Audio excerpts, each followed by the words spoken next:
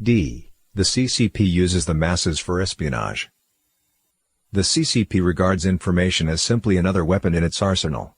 Regardless of the field, whether pertaining to government, private enterprise, or individual endeavors, all forms of information are seen as fair game for the fulfillment of the regime's strategic ambitions. The CCP has also used legislation to force all Chinese people into participating in this unrestricted warfare. The National Intelligence Law of the People's Republic of China, passed by the Standing Committee of the National People's Congress, clearly states that national intelligence agencies may require relevant agencies, organizations, and citizens to provide necessary support, assistance and cooperation.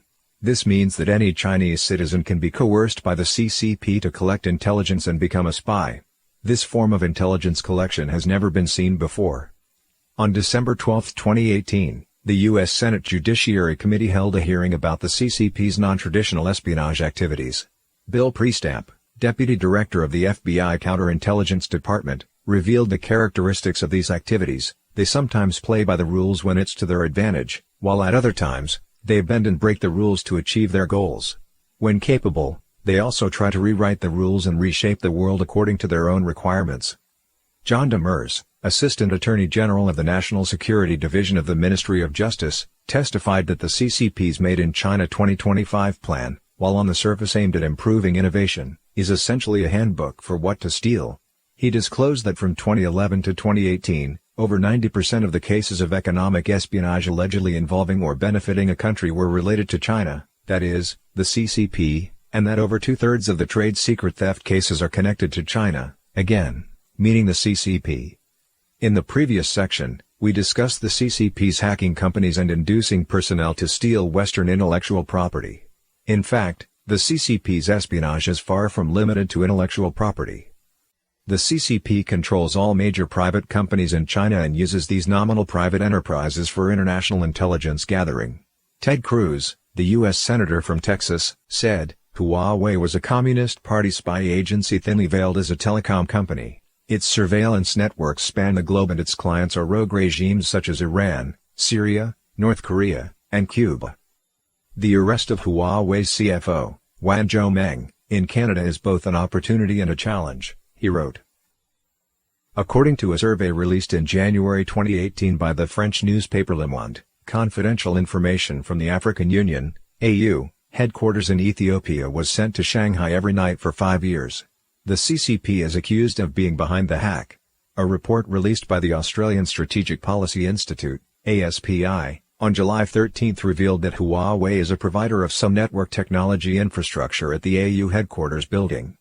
Andre Ken Jacobson, a postdoctoral fellow at the Center for Military Studies in Copenhagen, said, "What is worrying is that the CCP can get very critical and sensitive information.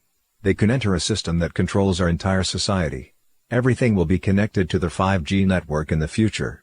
We are worried that the country that provides such equipment, China, the CCP, controls the switch." In China, the CCP uses cameras, computer networks, and artificial intelligence equipped with face recognition technology to create a ubiquitous monitoring network. If it is not stopped, the situation prevailing in China today is likely to be spread around the world tomorrow.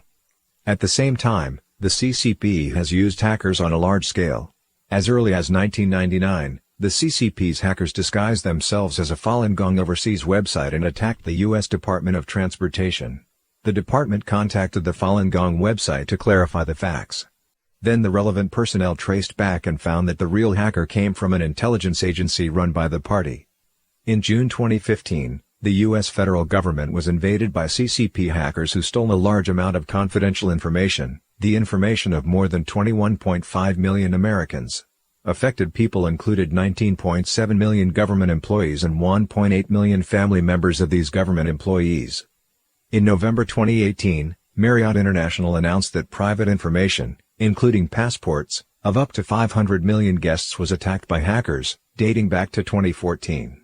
U.S. Secretary of State Michael Pompeo confirmed on December 12 that the hacking was carried out by the CCP. Marriott is the largest hotel supplier to the U.S. government and military.